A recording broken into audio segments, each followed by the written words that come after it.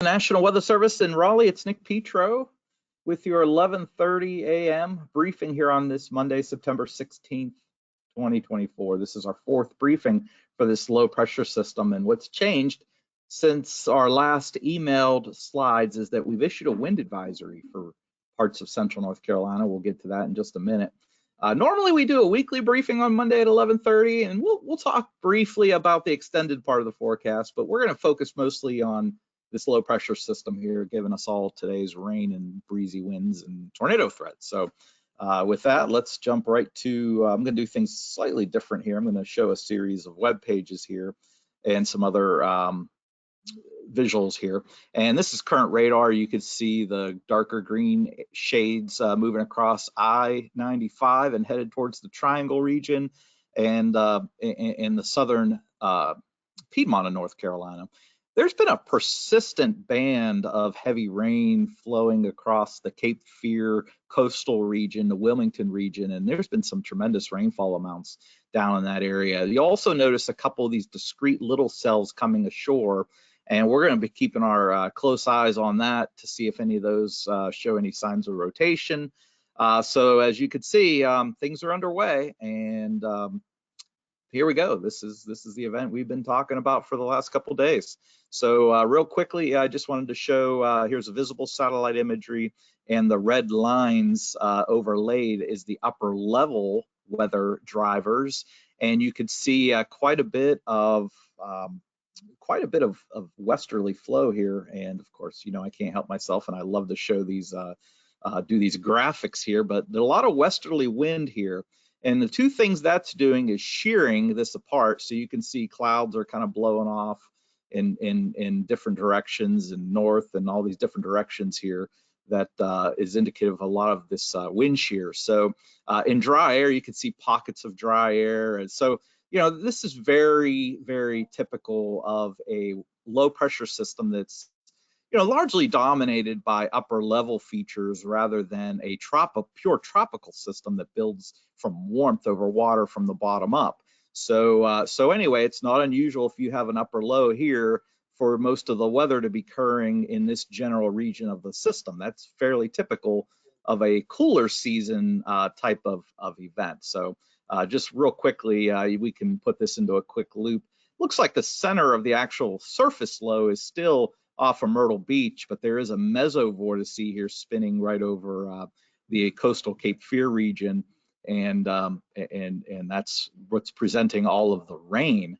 So let me also show, you know, it's always good to take a look at what is currently happening so we can get a sense for what to expect. And what I've overlaid here, and just bear with me here for a minute while I reload some of these, because I want to make sure we're looking at the latest values. And what I've got here is rainfall amounts. And a couple things I'll point out. In these light shades of green, and by the way, these numbers are how much rain has been falling in rain gauges during the last hour. We call this 1 hour rainfall.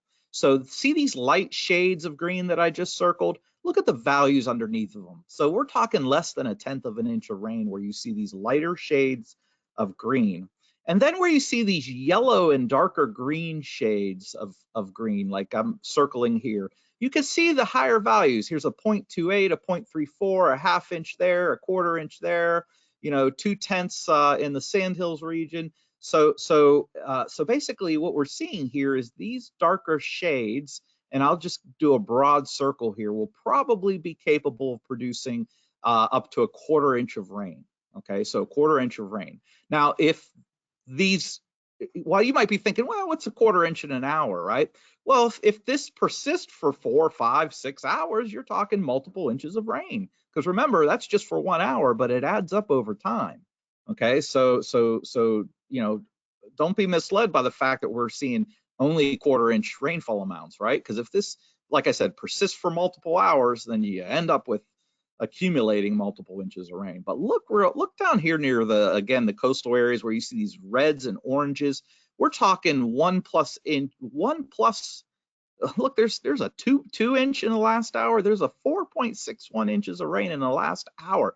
Imagine that, 4.5 inches of rain in just 1 hour. So I don't think we're going to get into that. But do know that, we're going to be keeping our eyes where you see these darkest shades of reflectivity. That's where it's coming down really hard. And that's where, again, if it trains or persists, or if any of these, yellows or maybe oranges set up over any given area and just sit there or don't move or repetitively hit the same area, those are the places that will probably end up with some flash flooding. Streams coming out of the banks, urban areas, poor drainage areas, flooding, that sort of thing. So that's going to be our main concern today is flooding. Okay, and it's a tropical system, right? So what do we say when tropical systems? Think water, right? Water's flooding is usually the biggest hazard for most tropical systems. All right, let's take a look at the highest wind gusts here, so we can see what's going on wind-wise, wind gust-wise. And this is again in the last hour or so, and there's a couple of wind gusts in the 40 to 50s here along the coast.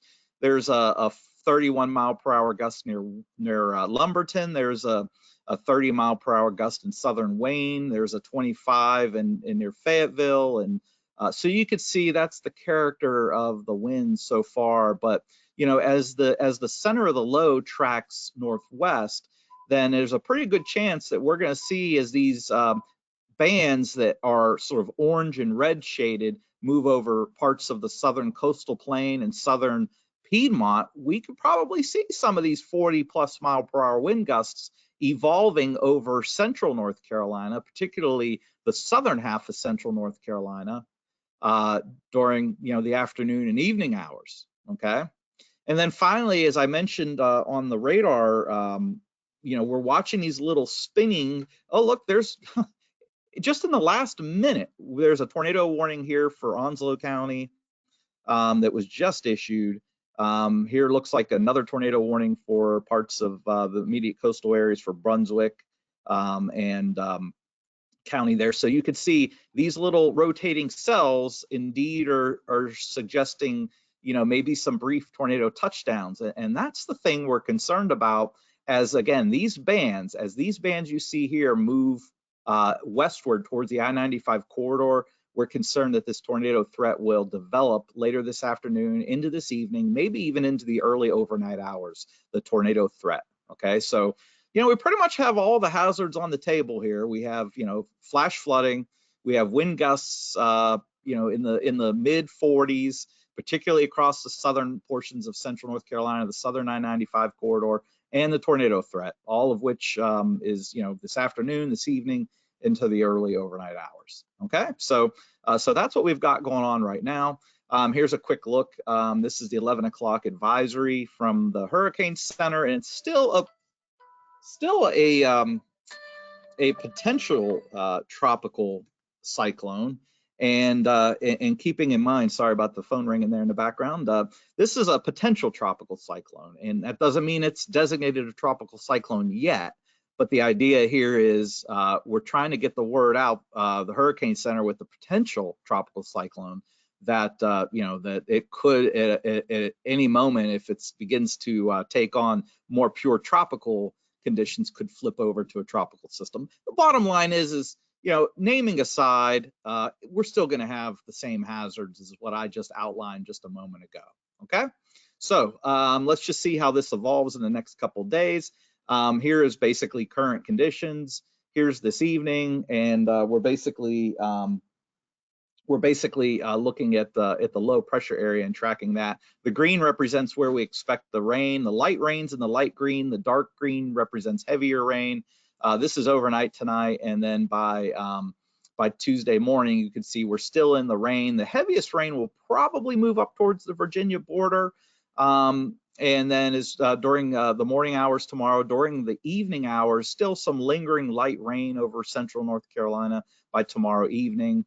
Look at Wednesday morning, and this is just a slow moving low, but the good news is the rain will be much lighter during this period of time. By Thursday, that low is going to sort of just become an open trough. So rather than a closed off low, we just have this general trough like feature right here, and rather than something more closed. Okay, so that is Thursday. And then as we go to, trying to get my pointer here, as we go to Friday, that trough and that low cold front system moves offshore. Saturday, there's not much change. It would be nice. It would be really nice if this high would move a little bit further. This is a high pressure ridge. And if this high pressure ridge could move a little bit further east, then we would be in the clear weather, right? But its axis is just to our west. So as long as there's a trough offshore, we're going to have to keep rain in the forecast. Okay, so the bottom line, what I'm saying from all this is that it looks like rain's going to remain in the forecast. You know, not a washout on, you know, Wednesday through Friday, but certainly rain will be in the forecast. Okay, so how much rain? Here's the forecast for today, and I'll zoom in on the details here in just a minute. Here is Wednesday. Or Tuesday, I'm sorry. Here's Tuesday, and notice how the bulk of the rain shifts north. Here is Wednesday, just more scattered shower activity. Here's Thursday. We can't really shake the rain just yet. That trough, that broad troughing will remain over the Carolinas and coastal region. Here is Friday. Again, the axis of heaviest rain should shift offshore as the trough shifts offshore. And then by Saturday, maybe some clearing of our western Piedmont area with the bulk of the rain along or off the coast. And then by Sunday, same story. So we're kind of stuck in this pattern with high pressure and dry weather to our west and the trough and the wet weather to our east. And we're kind of in between where we can, you know, maybe see some shower activity, you know, but it won't be a washout. We're talking Wednesday through Sunday. Okay, so Wednesday through Sunday, we're going to have rain in the forecast. It's not going to be a washout, but the bulk of the rain stays to our east and the driest weather is to our west. Okay, so we're kind of caught in between those two pressure patterns. All right, so excessive rain. And what does excessive rain show? It shows the risk of flash flooding.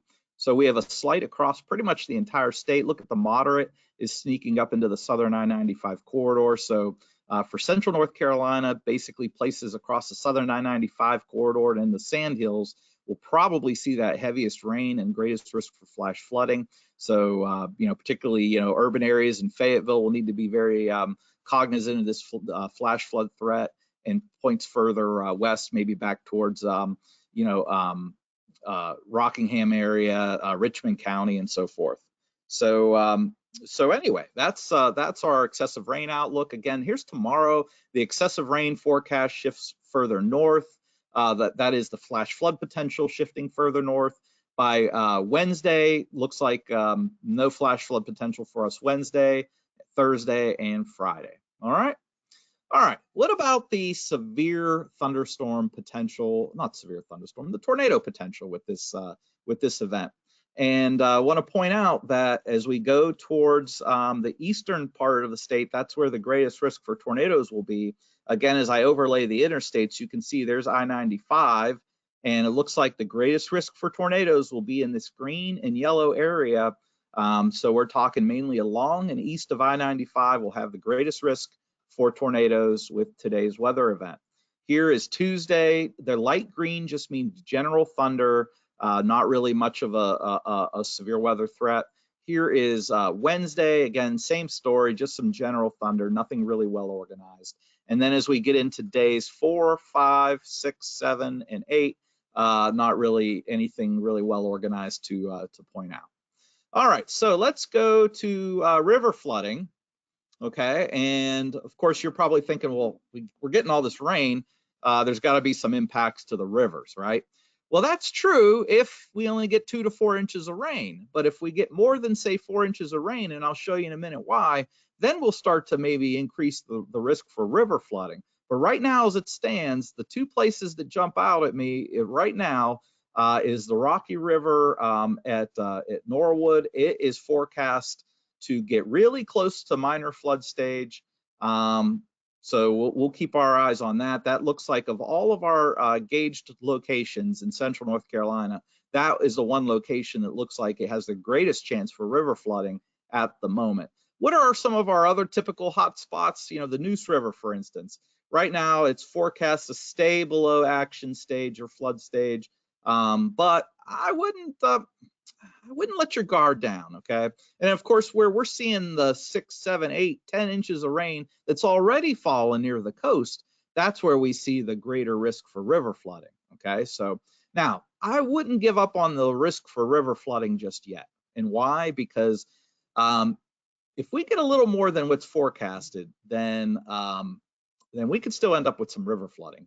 And what I'm showing right here is what's called the it's basically an ensemble of river forecasts, okay? How high is the water going to get based on a series of different rainfall amounts, okay? And what this is based off of, and I'm showing the Neuse River at Clayton, just for an example. If you go to this first link right here where it says GEFS QPF, QPF is how much rainfall is falling. So most of the models suggest somewhere between an inch to maybe 3 inches of rain falling, right? But there are some of these models that show 3, 3.5, 4.5 inches of rain falling. So as we sort of equate that to how high the river will get, if I click on the GEFS stage, you can see that those models that were showing 1 to 3, 3.5 inches of rain are suggesting the river will stay below flood stage. But you see these few outliers here that peak higher?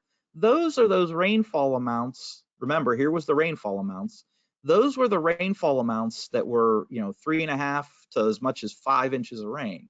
Now, if we get that 3.5 to 5 inches of rain, then all bets are off, and we could end up with, minor, even in some cases. Look at this. We have one model that shows major flooding at Clayton, and that's only based on 5 inches of rain. So there's not a big difference between 3 and 5 inches of rain. If we get the 3 inches of rain in Clayton, and suddenly for whatever reason we add 2 more on top of that, it goes from below flood stage all the way to major flood stage. You see what I'm saying here? That it wouldn't take much more than what we're predicting to see some major problems develop on the rivers, okay? So that's why this is a very sensitive situation, because if the rain stays at our current forecast, we'll be okay. But if we end up with another inch, 2 or 3 inches more than what we were predicting, then we suddenly find ourselves in a pretty quickly evolving river flooding situation, okay? So what about Smithfield? So the bulk of the rainfall forecasts are in this purple area, 1 to 2.5, 3 inches of rain, but there's a couple here that show up to 4 inches. What does that equate to in river flooding? Here's what this equates to in river flooding. Just the confidence is mainly below minor flood stage.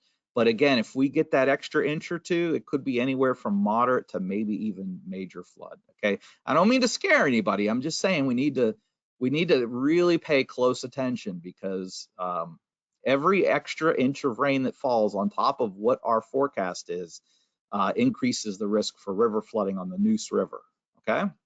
All right, what about the Tar River? Well, again, what I would encourage everybody to do, because I could be here for an hour going over each one of these rivers, okay? So let me show you, if you have an interest along the rivers, let me point out to you how to get to this.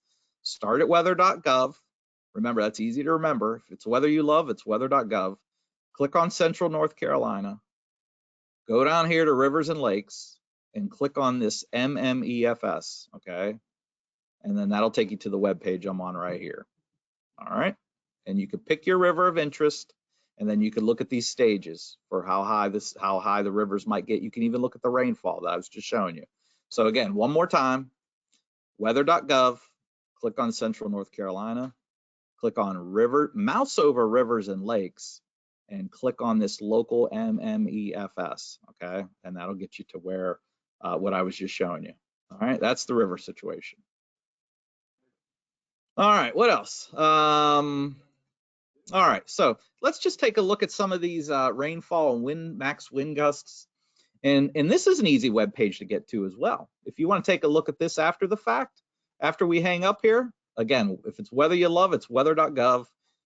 Click on Central North Carolina, and then just type in on this URL here, add the word letters NC for North Carolina, and that'll take you to these statewide maps. Okay, so what about how much rain? And if we look at the 3-day totals, you can see the areas we're concerned about the most is the southern I-95 corridor and the southern sandhills, because that's where our 3 to 5, maybe 3 to 6 inch rainfall amounts are going to be. Now, if some of these amounts that we're seeing right now down in the Cape Fear region move westward, these values could be quite a bit higher. Okay, so keep that in mind. Right now, we're only talking, 1, maybe 3 inches of rain on the Neuse River Basin and further north. But if this evolves further north, we could quickly find ourselves into a river flood scenario. Okay, so again, just keep a close eye on these values, because again, if this trends up, the risk for river flooding trends up. But generally, we're saying 1 to 3 inches of rain with a swath of 3 to 5 inches of rain across the southern half of central North Carolina and the southern portion of the I-95 corridor. Okay, so, and this is where the greatest risk for flash flooding will be. Well, simply because the amounts are higher, right? And the rainfall rates will be higher too. All right, so that's how much rain we expect to get through this event. Let's wrap up here with how the highest wind gusts, and you can click on wind, and then that'll take you to the max wind gusts. You want to go over here and pick 3-day max, and you can see we're expecting maximum wind gusts highest south of the Highway 64 corridor. Okay, that's why our wind advisory was mainly for the southern half of central North Carolina. Where's 64 run? It runs roughly in this area. I didn't get it perfect, but I've got it in ballpark, right? So south of that line, that's where we're going to see the highest wind gusts and the greatest risk for trees falling and power outages. Now, there could be some 40-mile-per-hour gusts north of this line, Triad over to Roanoke Rapids, okay, but we're going to see the most frequent gusts in that range south of the line that I just drew, southern half of central North Carolina. All right, so I know that was a lot, and I apologize for taking so much of your time today to lay all this out. I think it's important to kind of share what we're expecting. Bear with me here for just a second while I change the page. Bear with me here for just a second. All right, so back to real quick. I just want to I'm going to email these slides out. As soon as we're done here, I'm going to email these slides. But a couple things I wanted to point out on our slide set. Let's see here. There's the rainfall map I just showed you. You see the dashed area? If amounts could be locally higher in that dashed area. Okay. Again, we're tracking the real heavy rainfall amounts that are falling down across the coastal, southeast coastal areas. Again, here I want to point out that this is our flash flood risk area, the greatest risk for flash flooding in the red area, and I suspect that this red area is going to be expanded with time to include the southern I-95 corridor and the Sandhills region. And again, tomorrow, the areas in the green will have the greatest risk for flash flooding. I just showed that map here just a moment ago. This is where we expect the greatest tornado risk here. Basically, the green area is eastward. And gosh, I thought there was one other thing I wanted to show you here. So yeah, that pretty much covers it. So that is our briefing here. Our confidence is obviously it's high because the event is occurring, and we're getting better confidence in the overall details because the models have finally come into better agreement with where this system is going. Okay, so yesterday, remember, the models were all over the place, and now we're underway. So anyway, here's the 5 or 6 bullets here to take away. Oh, by the way, I already had sent out the wind advisory graphics. You probably got that on our through our email list or on our webpage. So anyway, I think that's what I wanted to share. But anyway, all right. Well, that wraps up our briefing here, and I'm going to stop the recording.